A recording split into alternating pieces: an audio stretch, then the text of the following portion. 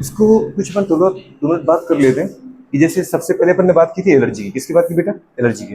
Allergy क्या होता है? गुड़िया बात करो ओवर और हाइपर सेंसिटिविटी, गुड़िया बात करो ऑफ आवर इम्यून सिस्टम, ठीक है, अगेंस्ट बेटा एनी एलर्जेंस। अगर जैसे हमारी बॉडी में कोई ऐसा पार्टिकल इंटर कर जाए जो मेरी बॉडी का पार्ट नहीं है, जैसे कोई भी हो सकता है, वो टिक्स हो सकते हैं बेटा बात करें, पॉलन ग्रेन्स हो सकता है, ठीक है, डस्ट हो सकती है, वो सनलाइट हो सकता है, कोई केमिकल है, मतलब ऐसा कोई भी सब्सटेंस मेरी बॉडी में एंटर करे या बॉडी पर गिरे जिसको मेरी बॉडी बेटा एक्सेप्ट ना करे, और उसके अगेंस्ट हमारा जो इम्यून सिस्टम है, मतलब जो डब्ल्यूबीसी का सिस्टम है, अगर बेटा बात करें वो सेंसिटिविटी की जगह क्या करे, over sensitivity, hyper sensitivity show करे, मतलब सबसे ज्यादा रिएक्शन शो करे, नॉर्मल की जगह बेटा बात कर ज्यादा रिएक्शन शो करे और उसके इफेक्ट हमारी बॉडी में दिखने लगे, तो उसको अपन नाम क्या देते हैं? एलर्जी बोलते हैं। एलर्जी जो है वो इम्यून सिस्टम की रिएक्शंस है। किसके अगेंस्ट बेटा बात करें? हमारी बॉडी के जो पार्ट नहीं है, मतलब जो बाहर से हमारी बॉडी में एंटर करते उनको किल करने के लिए, उनको न्यूट्रलाइज करने के लिए, उन सभी केमिकल को जिनकी वजह से मेरा इम्यून सिस्टम ओवर रिएक्ट करता है उनको अपन बोलते हैं एलर्जेंस। ये कुछ भी हो सकते हैं,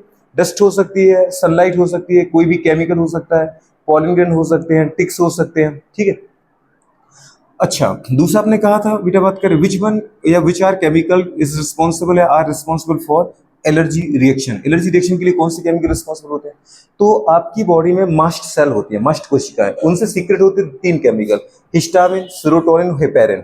हेपेरिन ब्लड में मिलता है और वो पूरे एज अ एंटीकोगुलेंट सब्सटेंस की तरह काम करता है, मतलब वो ब्लड को कोगुलेंट होने से रोकता है, जमने से रोकता है, ठीक है। और दो चीजें फिर उसको हेपेरिन को छोड़ो तो बनता है हिस्टामिन और सेरोटोनिन।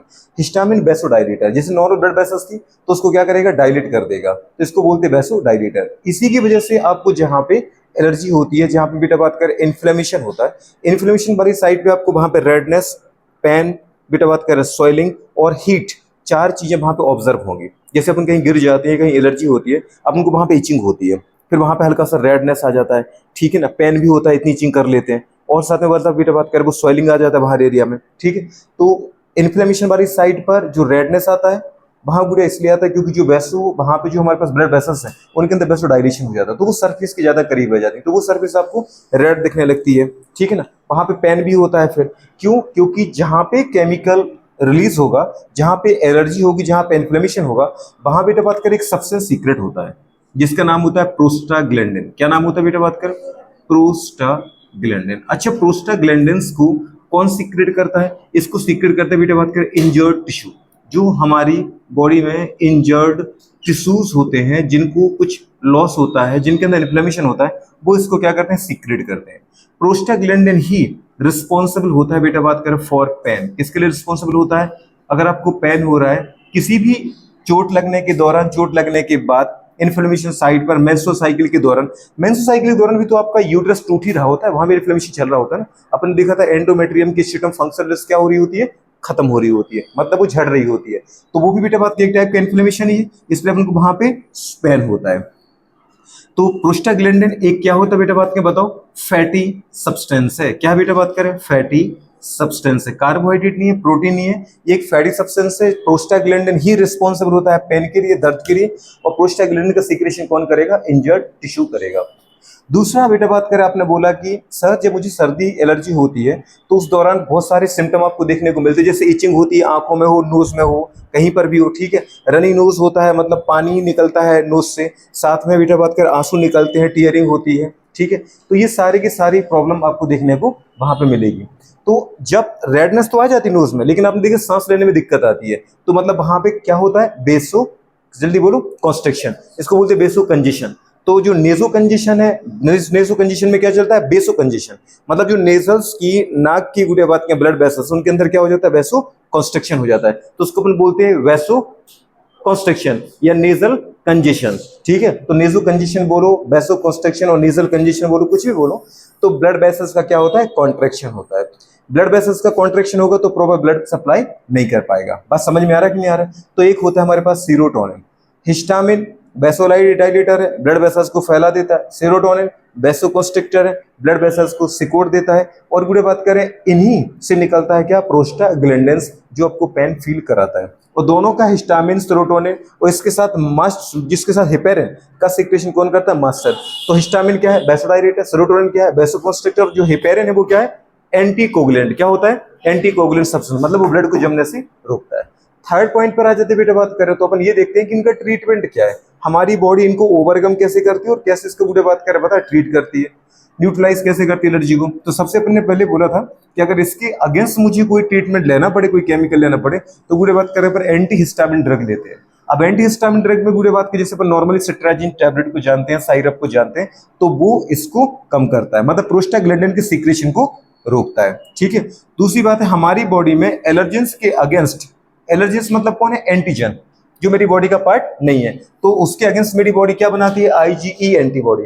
आपने एंटीबॉडी देखी थी 3 4 5 टाइप की थी, IgA, IgD, IG, IgG, IGF, उसमें से आईजीए हमारी बॉडी में सबसे लीस्ट बेटा बात कर नंबर में पैदा होती है कौन, आईजीई एंटीबॉडी, और ये केवल और केवल एलर्जी के अगेंस्ट काम करती है। ठीक है, एलर्जेंस को न्यूट्रलाइज करती है।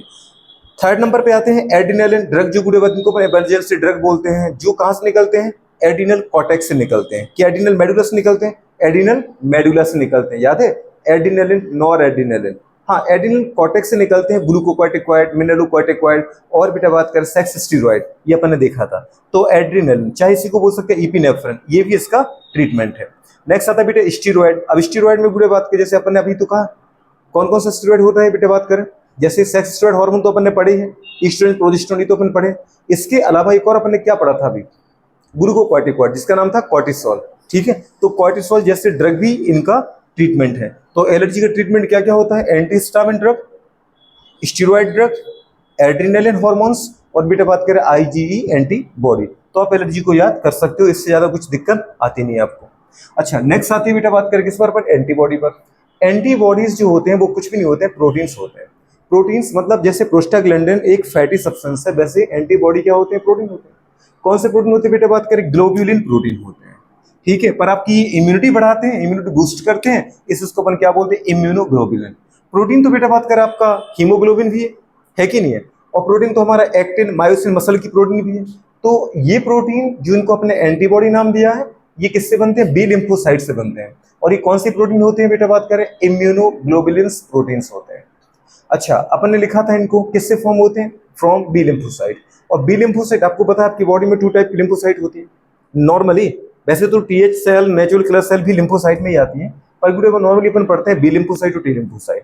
बी लिम्फोसाइट में बी क्या बताता है, बोन मैरो या बर्सा ऑफ फैब्रिशिस, और टी लिम्फोसाइट में टी क्या बताता है, थाइमस। तो बी लिम्फोसाइट से एंटीबॉडी बनते हैं और एंटीबॉडी के द्वारा ही हमारी बॉडी को प्रोटेक्ट करती है। ठीक है ना, किससे, फ्रॉम एंटीजन और गुडे बात करें फॉरेन पार्टिकल। तो इस टाइप की इम्यूनिटी को अपन क्या बोलते हैं, ह्यूमरल इम्यूनिटी। क्या बोलते हैं बेटा बात करें, टी लिम्फोसाइट में डायरेक्ट सेल पैथोजन को चारों तरफ से सराउंड करके हाइड्रोलाइटिक एंजाइम के द्वारा न्यूट्रलाइज करती है, किल करती है। तो उसको अपने नाम दिया था बेटा बात करें क्या, सेलुलर इम्यूनिटी। टी लिम्फोसाइट से जो इम्यूनिटी प्रोवाइड होती है, और बी लिम्फोसाइट से जो इम्यूनिटी प्रोवाइड होती है उसको अपन बोलते हैं ह्यूमरल इम्यूनिटी। ये एंटीबॉडी 5 टाइप की थी। जो एंटीबॉडी होती है कितने टाइप की होती है, 5 प्रकार, IgA, IgD, IgE, IgG, IgM. IgM बेटा बात कर हमारे पास लार्जेस्ट एंटीबॉडी है। इसका जो मॉलिक्यूलर वेट होता है वो होता है बेटा बात कर 9,60,000 Dalton. Dalton is the smallest बेटा यूनिट ऑफ मास, मतलब मॉलिक्यूल लेवल पर अगर मुझे मास की यूनिट चाहिए तो मैं ग्राम किलोग्राम का यूज नहीं करूंगा, मुझे किसका यूज करना पड़ेगा, डाल्टन का। मतलब पिकोग्राम नैनोग्राम भी बेटा बात कर क्या पड़ता है, वहां बड़ा पड़ता है, तो उससे भी छोटा चाहिए पड़ता है डाल्टन। और ये टोटल एंटीबॉडी मेरी बॉडी में जितनी भी है उनका केवल कितना होता है, 5 से 10%। ये याद रखना, सबसे बड़ी एंटीबॉडी। अब आता है सबसे बड़ी, ये तो सबसे छोटी कौन है, सबसे छोटी होती है आईजीजी। सबसे छोटी होती है और सबसे अच्छी चीज है कि सबसे ज्यादा नंबर में होती है, 75 to 80% ऑफ टोटल एंटीबॉडी होती है ये। 1,46,000 डाल्टन इनका पूरा एटॉमिक मास होता है, मतलब मॉलिक्यूलर मास होता है। तो इसको लिखा है बेटा बात करें 1,46,000 अगर इनका मॉलिक्यूलर मास है तो सबसे छोटी है, स्मॉलेस्ट है। और आपने देखा 75 to 80% है, मतलब सबसे ज्यादा है, बट मैक्सिमम नंबर सबसे छोटी है तो सबसे ज्यादा नंबर में रहेंगी। फंक्शन, इनका फंक्शन पूरे बात कर क्या होता है, ये प्लेसेंटा को क्रॉस कर सकती है और प्लेसेंटा को क्रॉस करके मदर से फीटस एम्ब्रियो में पहुंच जाती है और 9 महीने के दौरान उस एम्ब्रियो की क्या करती है, प्रोटेक्शन करती है, कोई तरह की उसको डिसीज ना हो। ठीक है, तो आईजीजी के बारे में जरूर याद रखना कि प्लेसेंटा को एकमात्र एंटीबॉडी जो प्लेसेंटा को क्रॉस करके मदर से फीटस में ट्रांसफर होती है और फिर गुड़े बात कर वहां पे उसको प्रोटेक्ट करती है। इसके बाद आते हैं अपन आईजीए पर। आईजीए गुड़े बात करें सेकंड नंबर पे मिलती है। अगर ये 75 से 80% है, 75 to 80%, तो ये 10% है। इनका जो मॉलिक्यूलर वेट होता है बेटा बात का वो होता है 1,70,000 डाल्टन। और इनको अपन दूसरे नाम से भी जानते हैं, ऑल्सो कौन बेटा बात करें क्या, सीक्रेटरी एंटीबॉडी।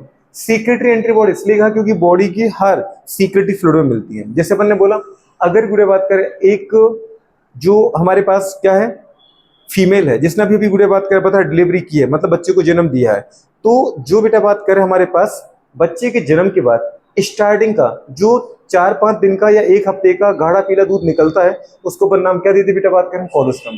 तो अपन ने बोला पार्चुरेशन हुआ। पार्चुरेशन मतलब क्या हुआ, बेबी की डिलीवरी हुई। डिलीवरी के बाद फीमेल के द्वारा जो स्टार्टिंग का गाढ़ा पीला न्यूट्रिटिव दीदी बात करें जो मिल्क का फॉर्मेशन होता है, उस मिल्क को अपन बोलते हैं कोलोस्ट्रम। और उसमें जो गुड़े बात करें पता है इस बच्चे को इम्यूनिटी प्रोवाइड कराएगा, उस गुड़े बात का एंटीबॉडी का नाम है IgA। तो IgA आपको मिल्क में मिलेगा। आपकी बॉडी से जो आंसू निकलते बेटा बात करें उनमें भी IgA एंटीबॉडी मिलता है। नहीं तो अदरवाइज सोचो, आंखें खुली हैं, दिन भर कितना इन्फेक्शन होता है, साल 2 साल 10 साल में कभी एक इन्फेक्शन होता है, जबकि कितनी डस्ट स्मोक गुड़े बात करें क्या क्या जाता रहता है। तो टीयर से मतलब आंखों को बचाने के लिए एक तो IgA एंटीबॉडी मिलेगी, दूसरा थायोसाइनेट मिलता है, और तीसरा बेटा बात का आपको बताया तो लाइसोजाइम एंजाइम मिलेगा। सलाइवा लार में भी बेटा बात करें क्या मिलता है आपका, IgA एंटीबॉडी मिलेगा। म्यूकस बॉडी का जो भी सब्सटेंस सीक्रेट होगा उसमें IgA एंटीबॉडी आपको मिलेगा। याद रखना, बॉडी की सीक्रेटरी फ्लूइड में IgA एंटीबॉडी मिलेगा और प्लेसेंटा को पार IgG करेगा। सबसे बड़ी एंटीबॉडी IgM है, सबसे छोटी एंटीबॉडी बेटा बात करें IgG है। अब बचे IgE। IgE अपन ने बोला अभी बेटा बात करें 1,88,000 इसका Dalton atomic mass molecular mass होता है, और ये केवल और केवल मेरी बॉडी में पूरे एलर्जी के दौरान ही पैदा होती है, बाकी इनका कोई काम नहीं है। तो अपन यहाँ पढ़ चुके थे कि एलर्जी का ट्रीटमेंट है IgA एंटीबॉडी। IgD का ज्यादा कोई यूज नहीं है दीदी बात का, सरफेस एंटीबॉडी के नाम से जनरली इसको अपन जान लेते हैं। टोटल एंटीबॉडी का भी देखो ये सबसे कम नंबर में 0.5% टोटल एंटीबॉडी का, और ये 1 to 3% है टोटल एंटीबॉडी का। और इनका जो बेटा मॉलिक्यूलर मास होता है 1,80,000 डाल्टन होता है, और ज्यादा कुछ इसका यूज वैसे भी है नहीं। तो सिर्फ नाम के लिए पता हो कि IgA, IgD, IgE, IgG और IgM। सबसे बड़ी IgM, सबसे छोटी IgG, और सीक्रेटरी एंटीबॉडी IgA। एंटीबॉडी के दौरान पैदा होने वाली, सॉरी एलर्जी के दौरान पैदा होने वाली केवल IgE रहेगा। बात समझ पा रहे हैं? और ये बेटा बात कर आपका इतना हो जाता है। ज्यादा इससे पढ़ाने को तो बहुत सारा है, पर इतना याद करो क्योंकि NCERT इतना ही उठा रही है। नोट कर लो इसको फटाफट।